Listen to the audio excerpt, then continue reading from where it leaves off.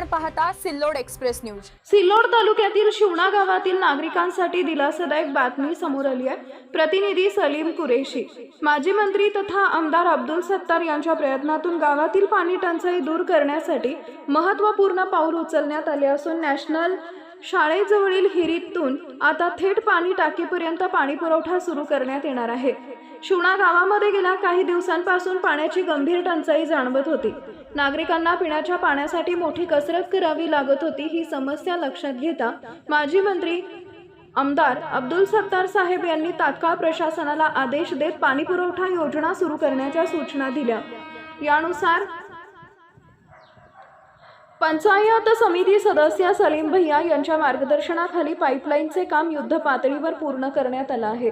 National शाळा परिसरातील विहिरीतून पाणी थेट गावातील पाणी टाकीमध्ये सोडण्यात येणार असून नागरिकांना नियमित पाणी पुरवठा केला जाणार आहे। स्थानिक प्रशासनाच्या माहितीनुसार गावातील नागरिकांना 3 ते 4 दिवसांच्या अंतराने पाणी पुरवठा करण्यात येईल। यामुळे पाणी टंचाईच्या झळा सहन करणाऱ्या ग्रामस्थांना मोठा दिलासा मिळणार असल्याची भावना व्यक्त केली जाते। या कामाच्या सुरुवातीवेळी पंचायत समिती सदस्य सलीम भैया यांच्यासह विनोद जगताप, मोबिन सर, इम्रान शेख, नाशिर पठाण, चपराशी तसेच ग्रामपंचायतीच्या पाणी पुरवठा विभागातील कर्मचारी उपस्थित होते। ग्रामस्थांनी देखील या उपक्रमाबद्दल समाधान व्यक्त करत माजी मंत्री आमदार अब्दुल सत्तार आणि स्थानिक प्रशासनाचे आभार मानले।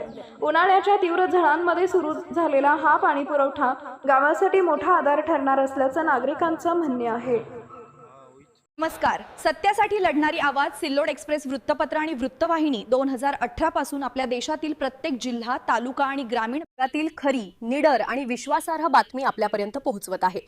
पण एक मनापासूनचा प्रश्न आहे, जेव्हा आम्ही तुमच्यासाठी सत्य मांडतो तुम्ही आमच्यासाठी एक छोटासा पाठिंबा देऊ शकत नाही का? एक लाईक, एक सबस्क्राइब, यासाठी तुम्हाला एकही रुपया खर्च करावा लागत नाही, पण तुमचा हा छोटासा सपोर्ट आम्हाला आणखी ताकद, प्रेरणा आणि हिंमत देतो। जर तुम्हाला खऱ्या बातम्यांना साथ द्यायची असेल तर आत्ताच सिल्लोड एक्सप्रेस चॅनलला सबस्क्राइब करा, लाईक करा आणि शेअर करा। विश्वास आमची ताकद। महाराष्ट्रात सध्या डिझेलच्या तीव्र तुटवड्यामुळे शेतकरी अक्षरशः संकटात सापडलाय।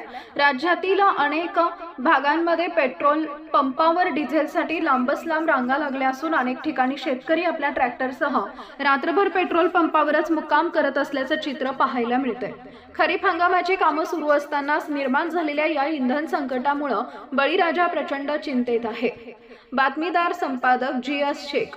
विशेषतः छत्रपती संभाजीनगर जिल्ह्यातील अनेक तालुक्यांमध्ये डिझेल टंचाईचा गंभीर परिणाम जाणवत आहेत। सिल्लोड, फुलंब्री, सोयगाव, कन्नड, पैठण, खुलताबाद, गंगापूर, वैजापूर आणि औरंगाबाद शहर परिसरातील अनेक पेट्रोल पंपावर नो स्टॉकचे फलक लागल्याने शेतकऱ्यांमध्ये संतापाचं वातावरण निर्माण झालंय।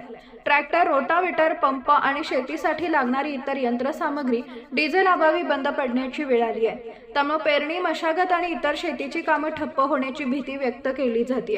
अनेक शेतकरी रात्रीपासूनच पेट्रोल पंपाबाहेर ट्रॅक्टर उभे करून थांबत आहेत। पहाटे डिझेलचा टँकर येणार या आशेवर अनेकांनी रात्र जागून काढली, मात्र काही ठिकाणी तासनतास प्रतीक्षा करूनही डिझेल मिळत नसल्याची तक्रार समोर येते। सिल्लोड आणि सोयगाव तालुक्यात अनेक शेतकरी पेट्रोल पंपावरच रात्रभर थांबल्याचं चित्र पाहायला मिळाले।